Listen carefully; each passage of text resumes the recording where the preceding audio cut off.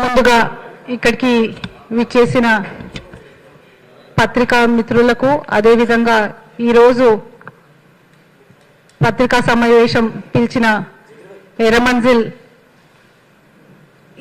ఇప్పటి వరకు బాధితులు ఎర్రమంజిల్ ఎక్స్టెన్షన్లో ఇల్లులు పోయిన వాళ్ళు అదేవిధంగా ఇక్కడికి విచ్చేసిన అందరికీ కూడా నా హృదయపూర్వక నమస్కారాలు. ఫస్ట్ టైం అఫీషియల్గా ఇట్లా ప్రెస్ క్లబ్లో ప్రెస్ మీట్ పెడుతున్నందుకు చాలా సంతోషంగా ఉంది. అదేవిధంగా ఏమన్నా ఇది ఉంటే క్షమించాలా. ఈరోజు ఒక పెద్ద వాతావరణం జరుగుతున్నది. దాంట్లో మా సంతోషం మా వ్యూస్ ఇక్కడ పంచుకోవడానికి ఇక్కడికి వచ్చాము. ఎస్పెషలీ ఎర్రమంజిల్ లో నిమ్స్ చాలా ప్రతిష్టాత్మకంగా చేపట్టిన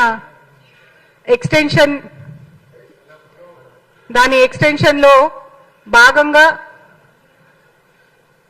వాళ్ళు చేసిన విషయాలు, దాంట్లో మనకు జరిగిన ఇబ్బందులు వాళ్ళు మాట్లాడాలని ఈరోజు ఇక్కడున్న బాధితులు వచ్చారు. గత ప్రభుత్వంలో 2023లో నిమ్స్ ఎక్స్టెన్షన్ కోసమని కొన్ని ఇల్లులు దానికి ఆనుకొని ఉన్నాయి. వాటికి 2015లో అదే గవర్నమెంట్ పట్టాలు ఇచ్చినా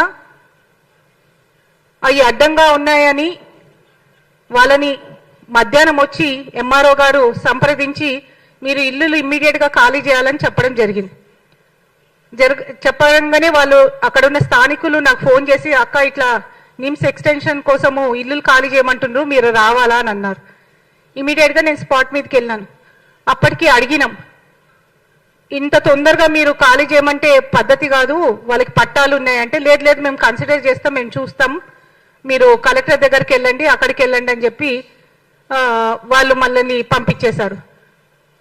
ఇమీడియట్గా మాకు అర్థమైపోయింది వీళ్ళు ఎట్లన్నా యాక్షన్ తీసుకుంటారని. కోర్టుకి అప్రోచ్ అయ్యాము. ఒకరోజు మాకు టైం ఇవ్వండి మేము మాట్లాడతామన్నా కానీ సరే సరే అని కలెక్టర్ దగ్గరికి వెళ్ళినాం. అప్పుడు కలెక్టర్ కూడా సరే సరే అన్నారు.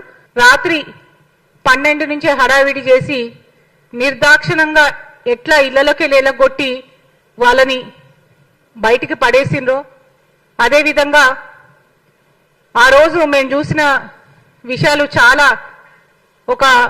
చాలా బాధాకరం, చాలా లైఫ్లో మర్చిపోలేని విషయాలు.